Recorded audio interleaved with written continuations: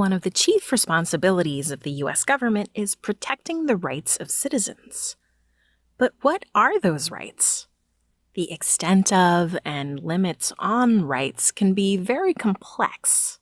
That's why we have constitutional lawyers and Supreme Court cases to decide whether the government protects or prohibits certain activities.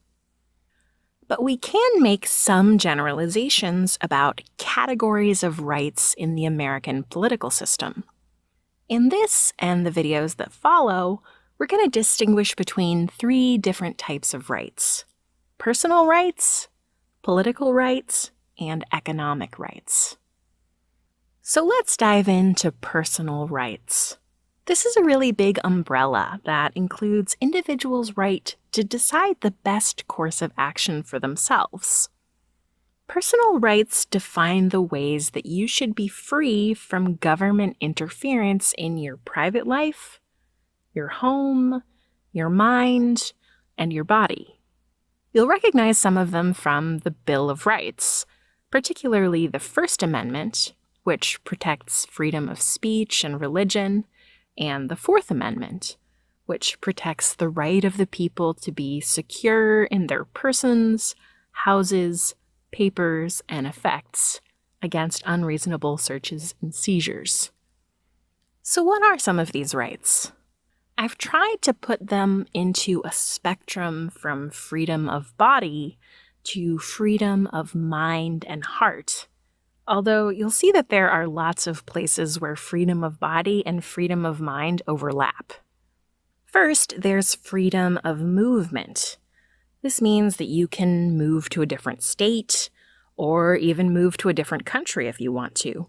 The U.S. government won't force you to stay put. There's the freedom of association, that is, to hang out with anyone you want to. There's the freedom to refuse medical care, to be able to control your own body. The government can't force you to undergo a medical procedure. Likewise, there's the freedom to have children, as many or as few as you want. There's also the freedom from government intrusion into your private domain, also known as the right to privacy. It means that the government can't come into your home without a warrant or otherwise interfere in your private life behind closed doors. There's the freedom of expression, the ability of an individual or group to express their beliefs, thoughts, ideas, and emotions. There's the freedom to access education. So people who are school age have the right to receive a public education, no matter who they are or whether they have learning differences. There's the freedom to marry whomever you choose.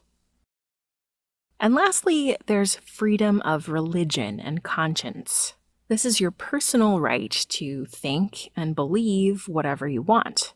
The United States doesn't have an established church, meaning one that the government supports financially or that citizens are obligated to attend. Some of these freedoms might seem like no-brainers, but people who live in authoritarian societies don't necessarily enjoy these same rights. If you've ever read George Orwell's novel 1984, it's a good example of what society might look like without these rights. In it, the government spies on everyone in their homes and prevents anyone from speaking out against the ruling party.